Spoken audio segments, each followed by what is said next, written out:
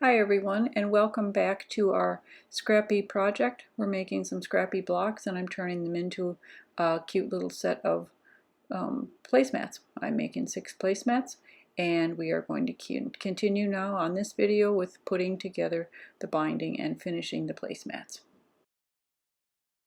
Before we can work on our binding, we're going to have to get rid of all the excess edges around each of these finished quilted pieces. So I'm going to go ahead and cut off all the extra backing and batting on each piece, square everything up nice, and make sure they're basically all the same size. Okay, I've cut a bunch of binding strips. They're all 2 1/4 inches, and I'm using a lot of shorter pieces of different colors because I want scrappy binding to go with my scrappy placemats. Okay, now we're going to sew the ends of the bindings together. The first one is just 2 pieces sewn together straight across the end using a 1/4 inch seam. It's not used a lot, but it is basically a way of connecting.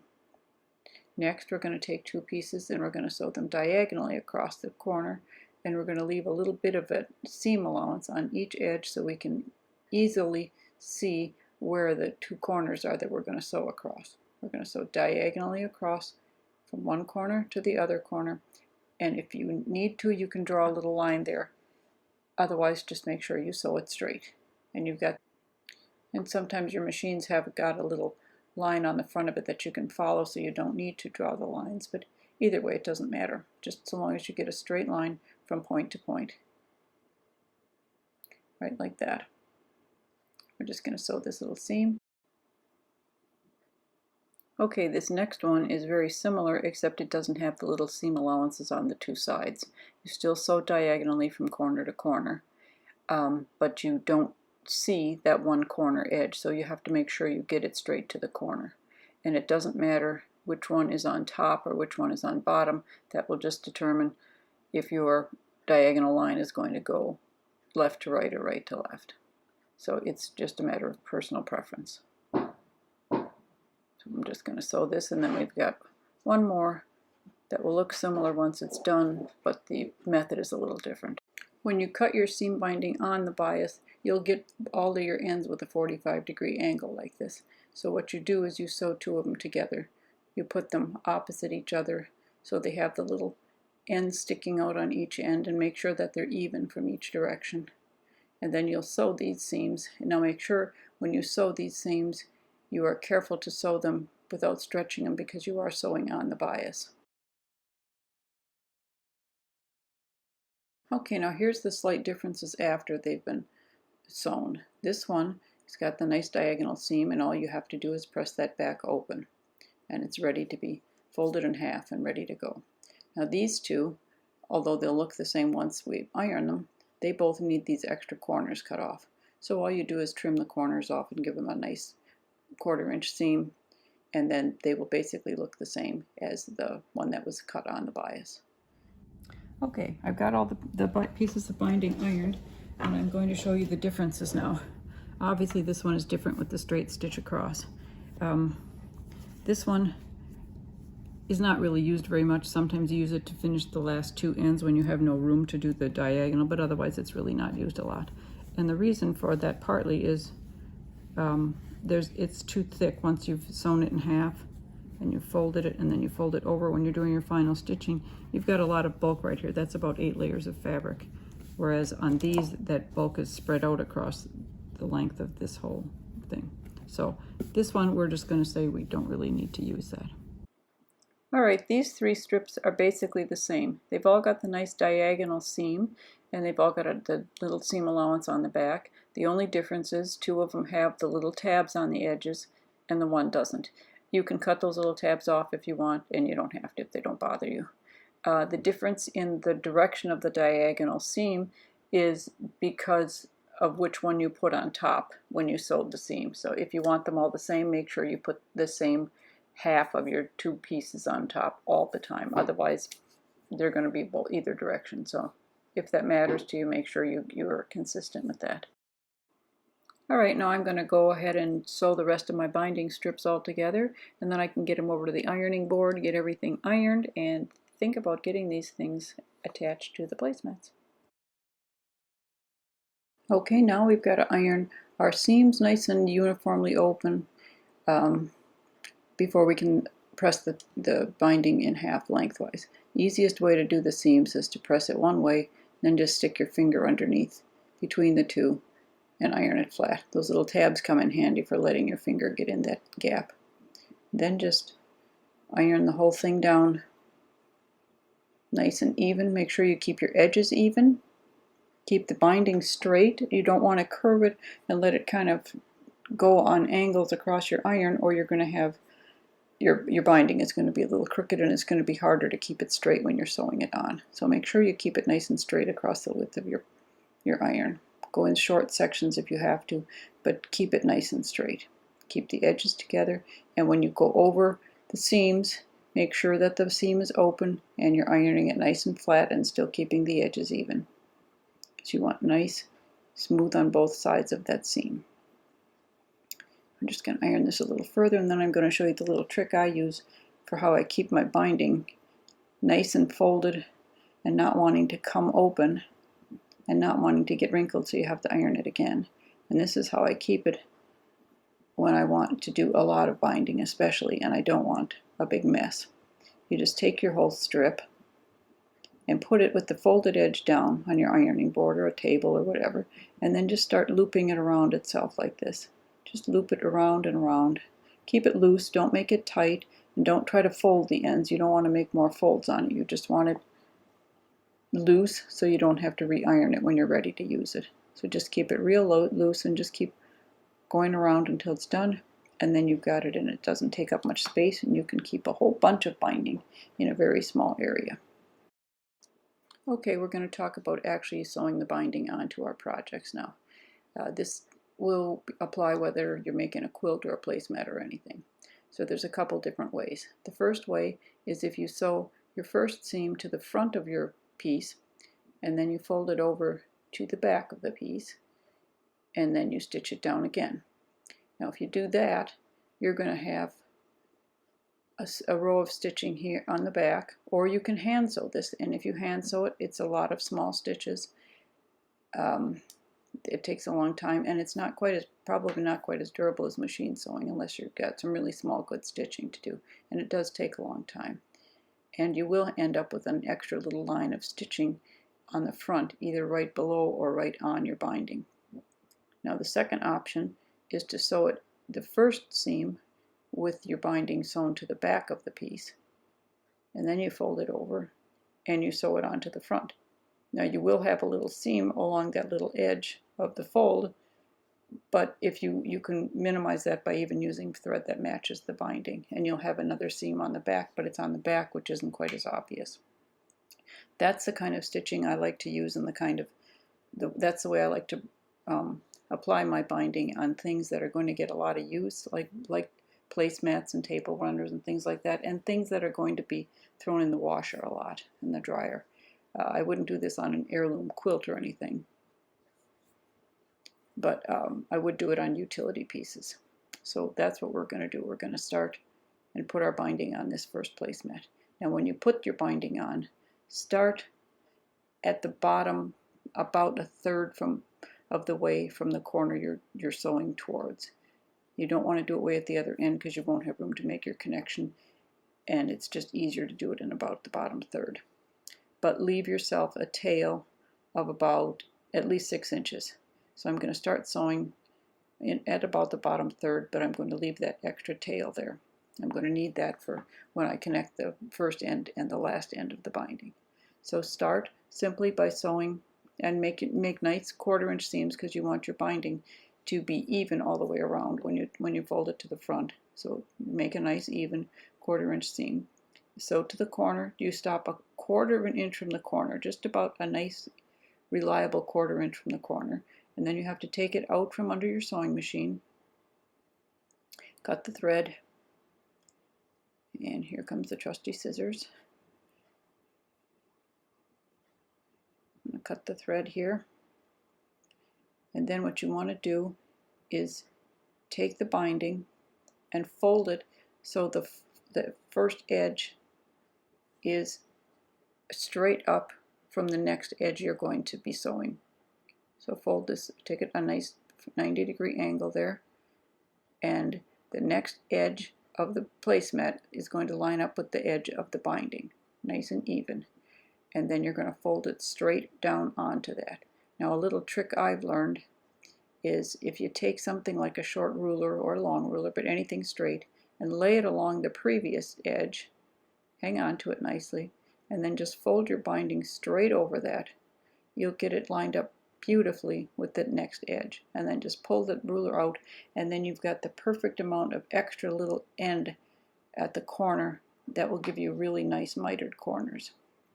And then you're just going to sew down this seam and then continue on to the corner and do the same thing on each corner as you work your way around. So as we put the binding on, we just continue along the long edge, just keeping a nice even 1/4 inch seam.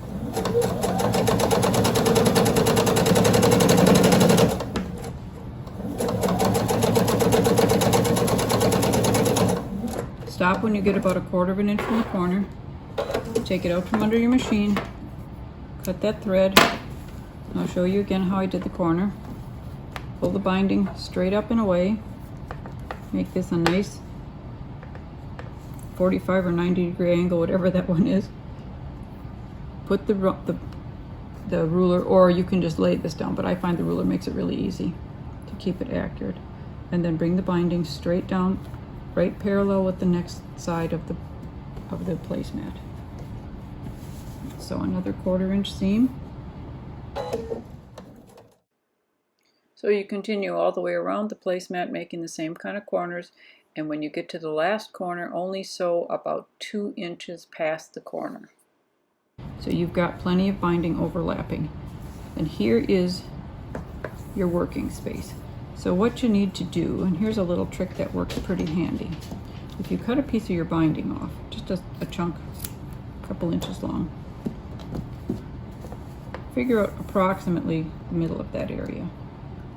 And take this little piece of binding and lay it about in the middle, just about like so. Lay it so the fold of it is perpendicular to the edge of your project. And then what you're going to do is you're going to lay one end of your binding across it and cut it right on the far side. Get some bigger scissors. And I'm going to cut it nice and straight right across there. Then you're going to take the other end of the binding and bring it over, and you're going to cut that on the far side of that binding. And make sure you don't cut the bottom binding when you do this. And cut that. Now what you have is your 2 ends of your binding is overlapping by the actual width of your binding, and then you can throw that little piece away. Now to finish your seam, what you're going to do is fold this in half. It makes it the easiest to do it. Then you're going to open out both of these seams, and you're going to sew the same kind of a diagonal seam that you've been sewing on all of your binding to connect any of your strips. You can pin this if you want to make sure you've got it nice and straight, but otherwise just sew a nice straight line here. Get my thread in the right spot here.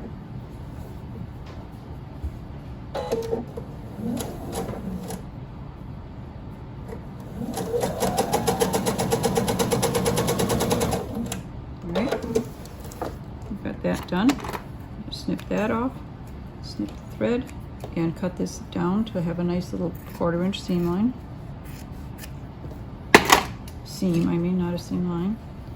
And then open that up.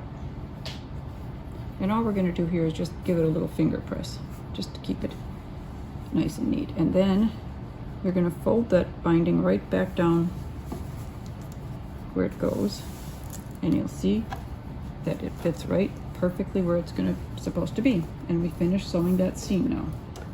Go back in here.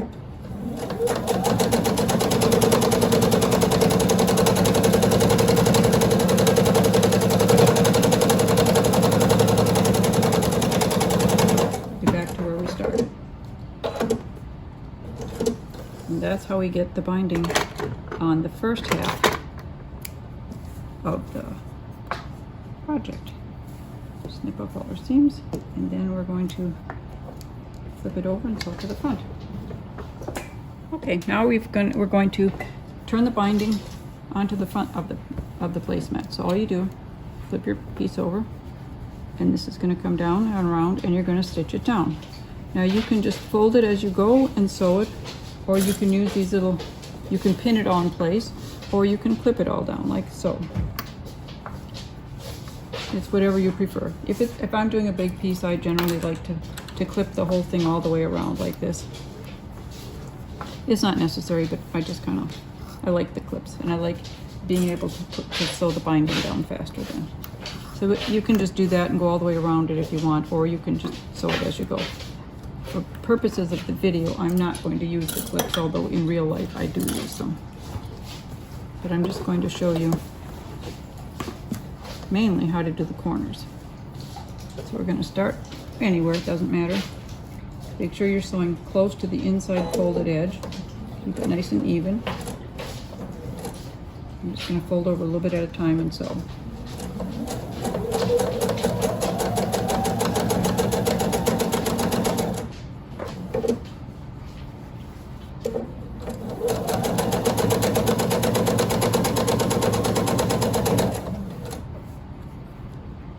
And when I get close to the corner, I'm just kind of tucked it, just kind of pulled it up a little bit, get it ready for the corner. And when I get close, make sure your needle is down so you're not moving anything. I'm going to bring the next corner up before I sew this corner. And then if you get down in here, and you push this down with this finger and bring that up, you can make a really nice mitered corner. Maybe I'll show you that again. Fold this piece down. Now see, this is where a clip would be handy, because you could have this piece clipped down. And you push this one in until this little edge here is making a 90-degree fold, like that. If you don't fold it far enough, you're going to have it like over here and not quite on the point. So you want to fold it, and don't fold it too far either, because if you fold it too far, it's going to end up over there and you're going to have a gap. So you want to bring this one down first, and bring this one up so it makes a nice crisp 90-degree angle like so. And then when you sew it, stop your stitching right at that point. Oops. And then you pivot. Then you go along and sew the next line.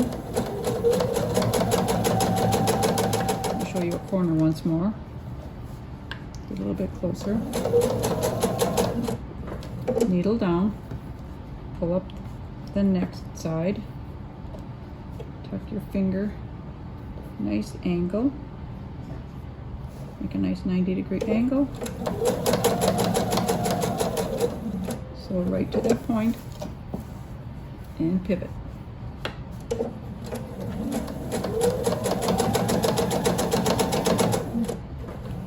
Now you can see how that made a nice mitered corner, and on the back it's also not as nice, but it could be. It's nice enough, but the front is what is nicer. And if I'm not rushing, I would do a neater job. I like to do my needle in the down position when I'm doing binding.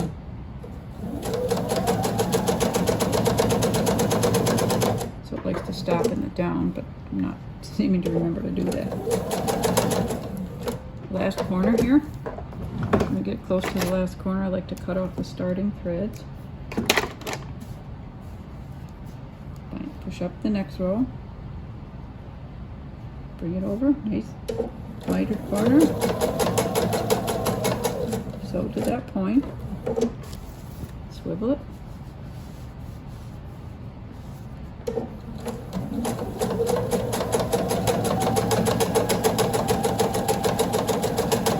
And at the end, I like to overlap by about a ½ inch or so.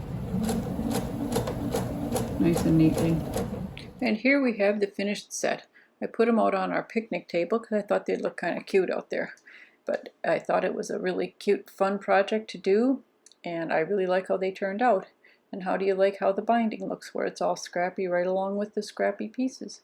This was a really fun project. It went really quickly because you don't have to do a bunch of careful cutting beforehand and measuring. You just grab scraps and start sewing them together. So I hope you enjoyed watching this scrappy project, and I hope you try one of your own. And if you do, please show us so we can see what you're doing. Here's what I did on the back. And if you like this video and you'd like to see more of them, please hit our like button and subscribe, and you'll be notified every time we make a new video. And we're going to try and shoot a new video at least once a week, and hopefully a few more. So thanks for watching, and we will see you again soon.